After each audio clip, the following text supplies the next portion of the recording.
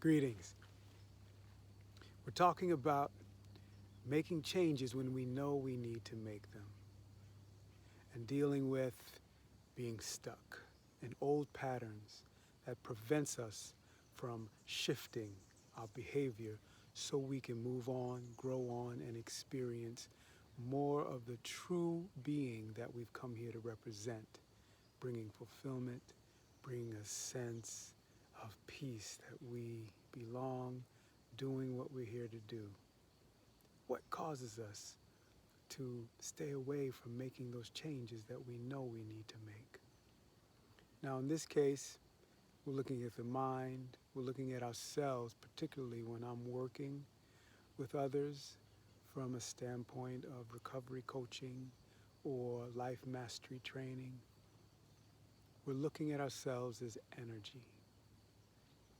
And how can we shift our energy, even though we have these habitual ways of being that tend to haunt us to the point where we seek refuge from our own behavior, but it causes us to be in this loop of knowing we need to change, then going to something to comfort us, and then we go to attempt to change, but we don't have the caliber or strength to be consistent, and then we return to something to give us comfort because the pressure is on us to change, right? So the first thing I've found when people are successful is they're humble and they realize that the way of thinking that they have had in the past can no longer support the ways that they have the opportunity to grow. Situations are presenting themselves, challenging them to think differently, and they know it's time. There's a humbleness about them, and that allows them to be flexible in the way that they think about life and the way they think about themselves.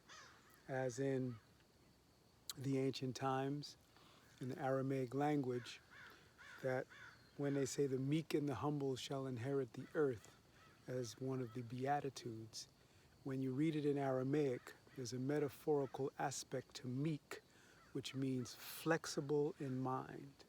So there's a willingness to change.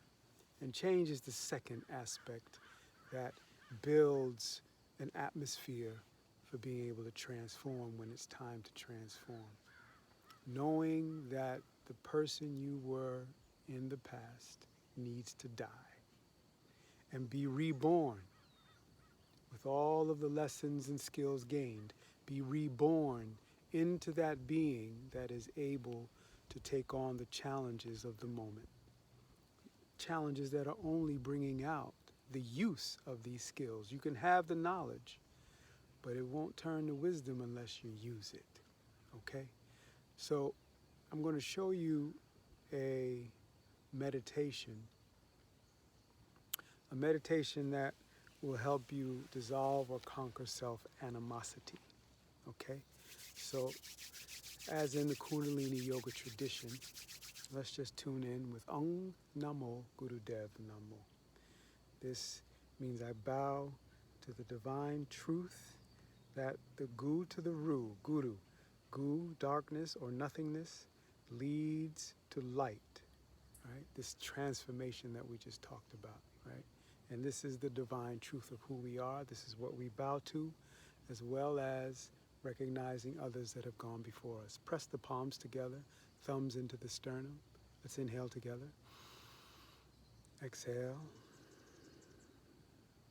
And we'll inhale to begin, all on one breath. Om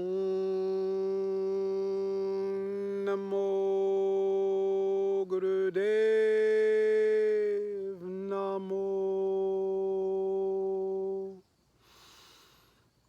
Om Namo Gurudev Namo. Om Namo Gurudev Namo. Inhale deeply. Retain that breath. Exhale. So I'm going to take you through the meditation, and then you can practice on your own. So a straight spine is very important, and there'll be a slight tucking in of the chin. If you can, slight tucking in of the chin. Jalandhar is one of these locks. Opens up the back of the spine, so we allow that energy to flow. Now the hands are going to be where you bring the, I guess you would, if this is the first digit, right in between there, the second section of the digit, I should say. And these come together like so. Right? The thumbs are together and the hands are up by the chest. And your arms are relaxed at the sides. The hands are at the level of the heart. And you allow yourself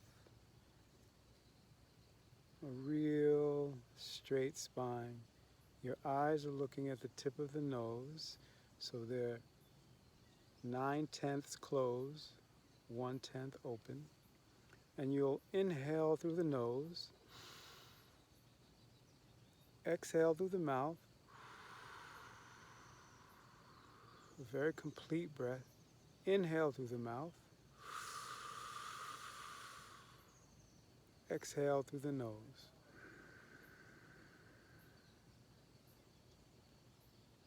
Inhale through the nose.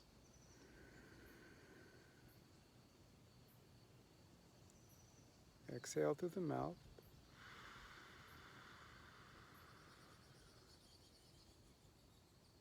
Inhale through the mouth.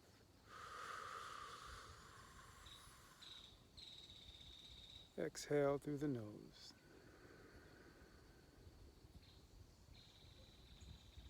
You'll continue for 3 minutes. To complete, we'll just inhale, stretching the arms up over the head. Keep them in the position. And take 3 more breaths.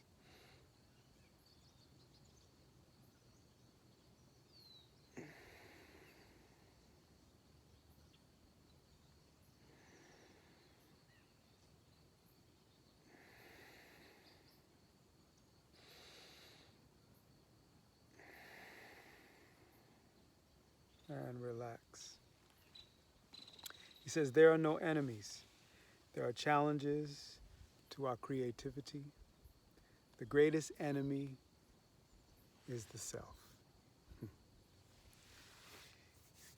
Self-defeating activity and self-animosity occur where we do not accept ourselves. Okay? This meditation conquers the state of self-animosity and gives you the ability for consistent consciousness in support of our core self. So let's end our practice with one long sat and a short nam. Inhale. Sat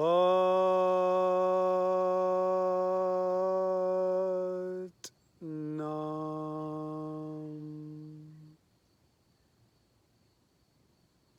May all beings come to know the answers, the solutions to the problems they face exist within.